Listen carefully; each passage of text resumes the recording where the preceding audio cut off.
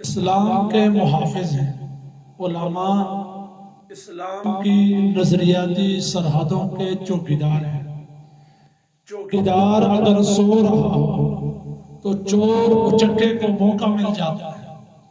چوکیدار جب آپس میں لڑ رہے ہوں اور ان کی لڑائی جب شدت اور طوالت اختیار کر لیتی ہے تو چور ڈاکوؤں کو اپنی کارروائی کا موقع مل جاتا ہے۔ اس لیے جب کسی زمین میں کسان بیج بو اس کے بعد چلا جاتا ہے اور اپنی فصل کی خبر نہیں رکھتا، کافی عرصے کے بعد جب وہ اپنی اس فصل کو دیکھتا ہے تو اس میں خود رو جھاڑیاں اگ جاتی ہیں، اس فصل کے اندر گھاس اگ جاتی ہے۔ ایک وقت آتا ہے کہ جو اصل فصل ہوتی ہے اس کے اوپر ان جھاڑیوں اور خودرو جو گھاس ہوتی ہے ان چیزوں کا غلبہ ہو جاتا ہے، اصل فصل نظروں سے اوجھل ہو جاتی ہے۔ اسی طرح کافی عرصے تک مکان کی صفائی ستھرائی کا اہتمام نہ کیا جائے، 5-6 ماہ تک آپ اپنے گھر کو بند رکھیں، اس کے بعد گھنٹوں لگیں گے، دن لگے گا صفائی کرنے میں۔ جس گھر میں اہتمام کے ساتھ روزانہ صفائی ہوتی ہے تو اس گھر کے اندر طہارت کا آپ کو نمونہ نظر آئے گا۔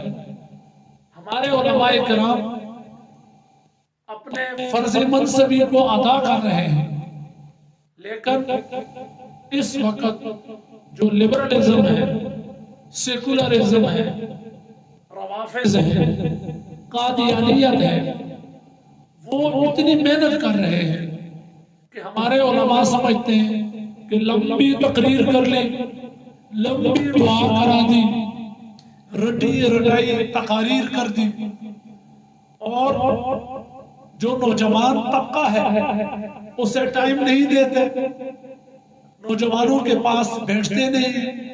اگر 2-4 نوجوان امام صاحب کے ساتھ بیٹھنا شروع کر دیں تو مسجد کی کمیٹی کا صدر آ جاتا ہے کہ مولانا صاحب آپ کے پاس لڑکے بیٹھتے ہیں، آپ سے پہلے جو امام تھے اس کو ہم نے اس وجہ سے نکالا۔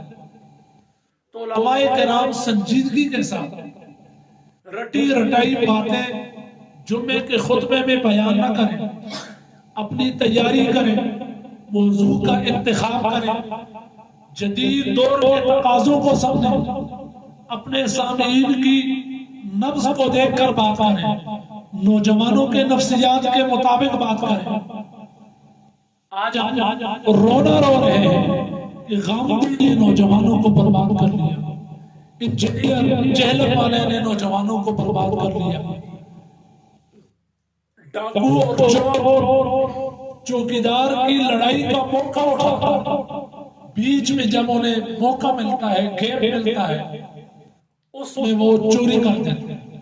جب دیوبندی اور بریلوی یہ دونوں اسلام کے چوکیدار آپس میں لڑتے ہیں تو بیچ میں انجینئر اور غامدی جیسے لوگوں کو گھسنے کا موقع مل جاتا ہے۔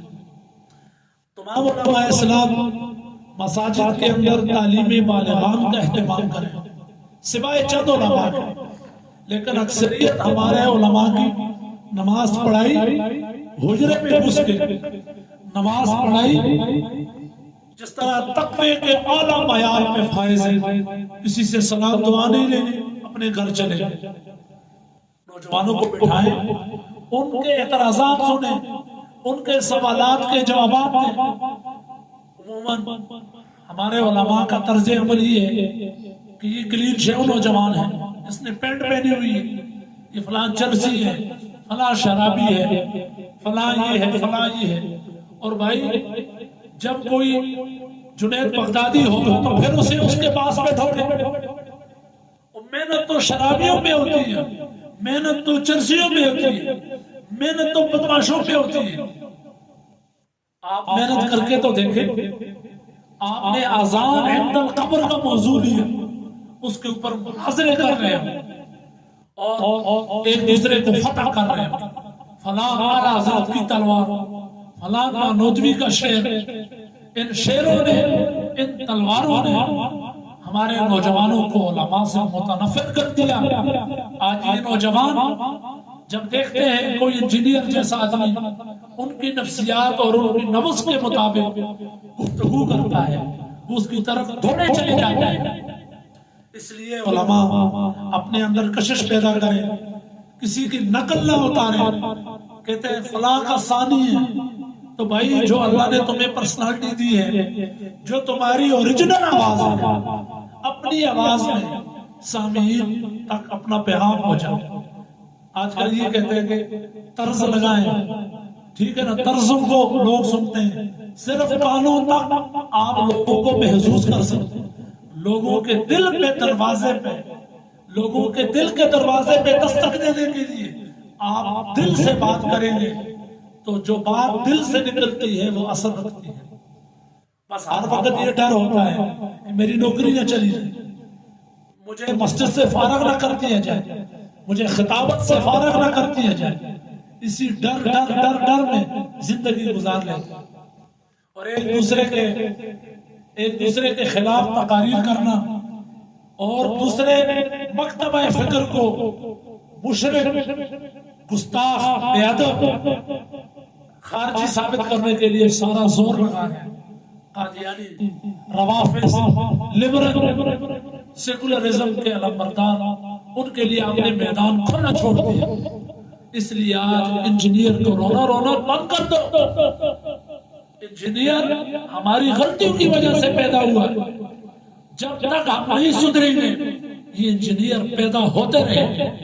اگر ان کا راستہ روکنا ہے تو اپنے مقام پر بیٹھ کر نوجوانوں کے لیے تعلیم بالغان کا اہتمام کریں، نوجوانوں کو ٹائم دیں، اور جمعے کے اندر رٹی ہوئی تقریریں نہ کریں، حالات حاضرہ کے مطابق گفتگو کریں، درس قرآن دیں، درس حدیث دیں، اور دوسرے مکتبہ فکر کے اوپر کچڑ کو اچھالیں۔